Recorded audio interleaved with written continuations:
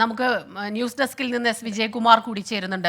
വിജയകുമാർ, ഈ കഴിഞ്ഞ ദിവസങ്ങളിലൊക്കെ നമ്മൾ കാണുന്നത് മണ്ണിനടിയിൽ തന്നെ ഉണ്ടാകാം എന്നൊരു വിഭാഗം പറയുന്നു, അതല്ല നദിയിൽ പുഴയിൽ ഒഴുകിപ്പോയി കാണും എന്ന് ഒരു വിഭാഗം പറയുന്നു. ഇന്ന് ഏതായാലും പുഴ കേന്ദ്രീകരിച്ചാണ് കൂടുതൽ തെരച്ചിൽ നടക്കുന്നത്. പക്ഷേ അപ്പോഴും ഇവിടെ നിന്ന് പോയ ചിലർ ഉൾപ്പെടെ പറയുന്നത് ഒരു പക്ഷേ മണ്ണിനടിയിൽ തന്നെ കണ്ടേക്കാം എന്നുള്ളതാണ്.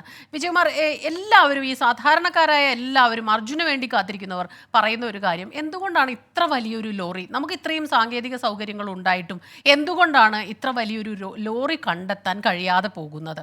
ആ സംശയം തന്നെയാണ് എല്ലാവരും പ്രകടിപ്പിക്കുന്നത്.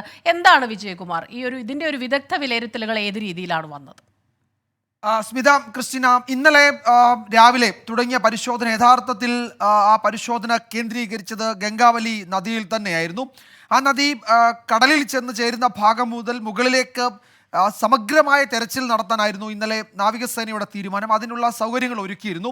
ആ സംഘങ്ങൾ പല ഭാഗത്തായി നദിയിലേക്ക് ഇറങ്ങുകയും ചെയ്തു. ആ ഘട്ടത്തിലാണ് ഏതാണ്ട് ഒരു വലിയ ലോറിയുടേതിന് സമാനമായ പ്രൊഫൈലിലുള്ള സിഗ്നൽ കരയിൽ നിന്ന് ലഭിച്ചത്. 2-3 സ്ഥലങ്ങളിലായി അത് ചിതറിക്കിടക്കുന്നുണ്ടായിരുന്നു. സ്വാഭാവികമായും അത് ഈ ലോറിയുടേതെന്ന് ഉറപ്പിച്ച ഒരു ഘട്ടമായിരുന്നു. അതുകൊണ്ട് ആ സമയത്തെ തെരച്ചിലുകൾ മുഴുവൻ വീണ്ടും കരയിലേക്ക് കേന്ദ്രീകരിക്കുകയും ചെയ്തു. പക്ഷേ വൈകിട്ടോടെ ആ തെരച്ചിൽ വിഫലമായി. ഒരു മിസ്ഇൻഫർമേഷൻ ആയിരുന്നു എന്ന വിവരം വന്നു. അതിനൊരു കാരണം കൂടിയുള്ളത്, ഈ കരയിലെ തെരച്ചിലിൽ നമ്മൾ തെറ്റിദ്ധരിക്കപ്പെടുന്നത് പലപ്പോഴും ഈ മേഖലയിലെ ധാതു നിക്ഷേപം തന്നെയാണ്. ഈ പാറകളിലൊക്കെയുള്ള ധാതു നിക്ഷേപം, മണ്ണിലെ അയൺ കണ്ടന്റ് ഒക്കെ തന്നെയാണ് നമ്മളെ തെറ്റിദ്ധരിപ്പിക്കുന്നത്. അത് ഈ സിഗ്നലുകളെ തെറ്റായ ദിശയിലേക്ക് കൊണ്ടുപോകാൻ കാരണമാകുന്നുണ്ട്. പലപ്പോഴും ഈ മേഖലയിലെ പാറകൾ നമ്മളെ തെറ്റിദ്ധരിപ്പിക്കുന്നു എന്ന് പറയുന്നത് അതുകൊണ്ട് തന്നെയാണ്. ഈ വലിയ പാറകളായിരിക്കാം ഒരുപക്ഷെ ഈ സിഗ്നൽ പിടിക്കുന്ന ഭൂമിക്കടിയിൽ കിടക്കുന്ന അല്ലെങ്കിൽ മണ്ണിനടിയിൽ കിടക്കുന്ന വസ്തു എന്നാണ് ഇപ്പോൾ നമ്മൾ കരുതേണ്ടത്.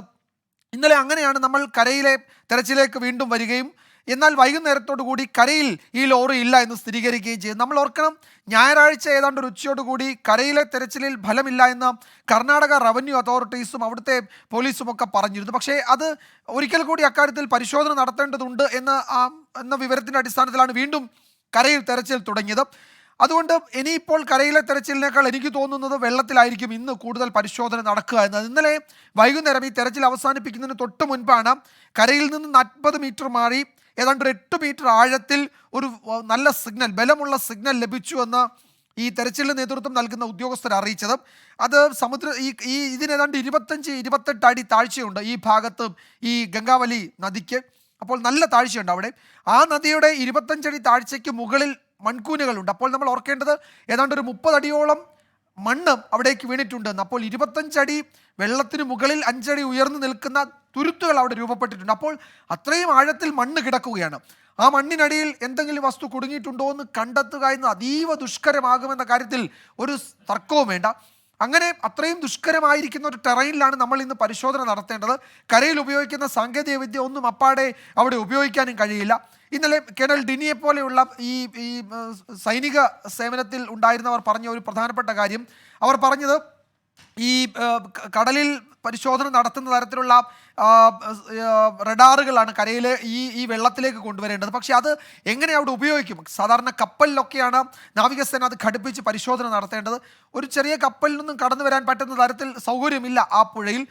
ഒരു പക്ഷേ അഴിമുഖത്തൊന്ന് കുറച്ച് മുന്നോട്ട് വന്നാലും നമ്മൾ ഈ ഇപ്പോൾ ദൃശ്യങ്ങളിൽ കാണുന്ന അപകടം നടന്ന മേഖലയിലേക്കൊന്നും അങ്ങനെ വലിയ ജലവാഹനങ്ങൾക്ക് കടന്നു വരാനും കഴിയില്ല. മൺതിട്ടകളൊക്കെ ഉണ്ട്.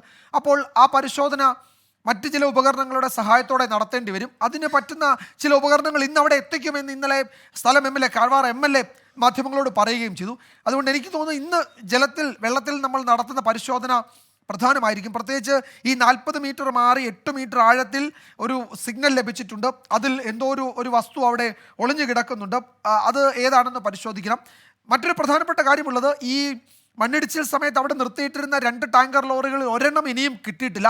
ഒരു ലോറി കിട്ടിയത് തന്നെ ഈ അപകടം നടന്ന സ്ഥലത്തു നിന്ന് 7 കിലോമീറ്റർ അകലെയാണ്. അതായത് അപകടം നടന്ന സ്ഥലത്തു നിന്ന് 7 കിലോമീറ്റർ അകലേക്ക് ഈ ലോറിയെ ഈ ജലപ്രവാഹം വലിച്ചുകൊണ്ടുപോയി. അവിടെ നിന്നാണ് ഈ ലോറി കഴിഞ്ഞ ദിവസം ഈ 7 കിലോമീറ്റർ അപ്പുറത്തു നിന്നാണ് ലോറി കിട്ടിയത്.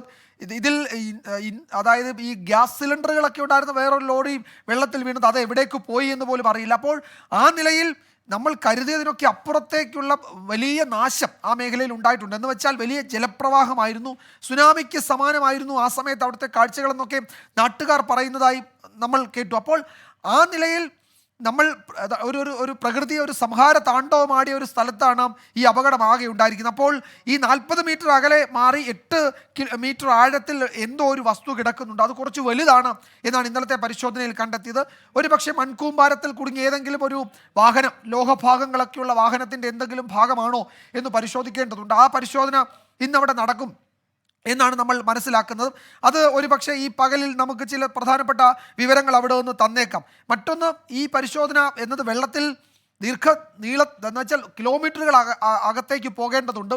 കടലിൻ്റെ ആ ഭാഗത്തേക്ക്, അഴിമുഖത്തേക്കൊക്കെ പോകേണ്ടതുണ്ട്.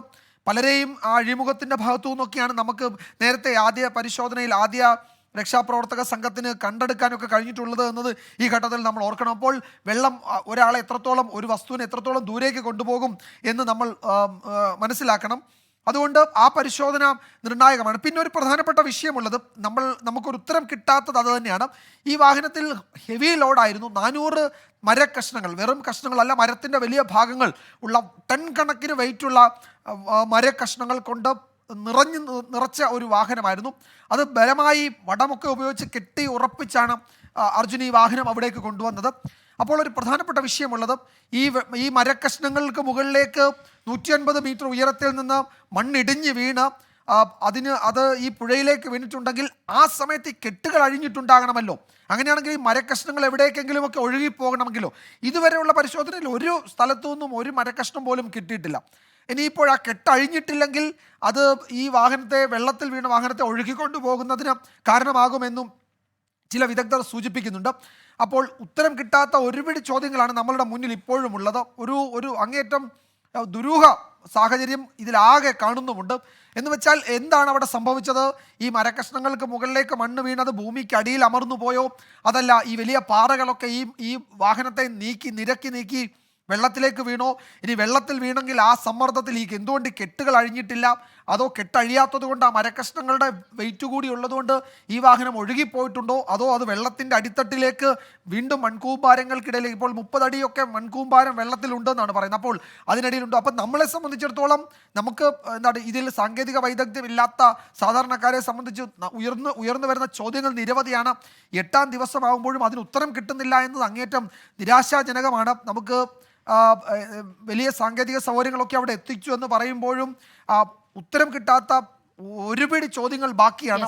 അപ്പോൾ ഈ പകൽ നടക്കുന്ന പരിശോധന അതിൽ കുറെയെങ്കിലുമൊക്കെ വ്യക്തത ഉണ്ടാകുമെന്ന് കരുതാം എന്ന് മാത്രമേ നമുക്ക് ഈ ഘട്ടത്തിൽ വിലയിരുത്താൻ കഴിയൂ. ഞാൻ കരുതുന്നത് ഇന്നത്തെ പരിശോധന അത് ഫോക്കസ് ചെയ്യുന്ന വെള്ളത്തിൽ തന്നെ ആയിരിക്കും. ഇന്നലെ അതിനുള്ള മുന്നൊരുക്കങ്ങൾ ഉണ്ടായെങ്കിലും വീണ്ടും കരയിലേക്ക് ഒരു തെരച്ചിൽ നടക്കുകയാണ്. പക്ഷേ നിലവിൽ കരയിലെ തെരച്ചിലായിരിക്കില്ല അവർ നടത്തുക, വെള്ളത്തിലായിരിക്കും എന്ന് പറയുന്നു എന്നാണ് അവിടെ നിന്നുള്ള വിവരങ്ങളൊക്കെ വ്യക്തമാക്കുന്നത്. സാധ്യതയും അതിലേക്ക് തന്നെയാണ് വിരൽ ചൂണ്ടുന്നത്. ക്രിസ്റ്റീന, സ്മിത.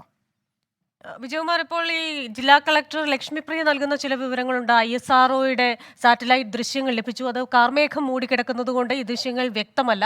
അതേപോലെ തന്നെ വിജയകുമാർ പറഞ്ഞതുപോലെ തന്നെ കൂടുതൽ ഉപകരണങ്ങൾ എത്തിച്ചുള്ള ഒരു പരിശോധന പുഴ കേന്ദ്രീകരിച്ച് അത് തന്നെയാണ് ജില്ലാ കളക്ടറും പറയുന്നത്. ഹൈ വിസിബിലിറ്റി സോണാർ സിസ്റ്റം കൊണ്ടുവരും. അതുകൊണ്ട് തന്നെ വെള്ളത്തിനടിയിലെ ഈ ഒരു സൗണ്ടിൻ്റെ റിഫ്ലക്ഷൻസ് കണ്ടെത്തി ഏതെങ്കിലും തരത്തിൽ ഈ വാഹനം അവിടെ ഉണ്ടോ എന്ന ഒരു പരിശോധനയായിരിക്കും നടക്കുക എന്ന് പറയുന്നുണ്ടല്ലോ. അപ്പോൾ ഈ പുഴ കേന്ദ്രീകരിച്ചുള്ള തെരച്ചിൽ ദുഷ്കരമാണെങ്കിൽ പോലും വിജയകുമാർ പറഞ്ഞതുപോലെ ഇന്ന് കൂടുതൽ ശ്രദ്ധ ഇതേപോലെയുള്ള ഉപകരണങ്ങൾ എത്തിച്ചുള്ള തെരച്ചിലിനായിരിക്കുമല്ലോ.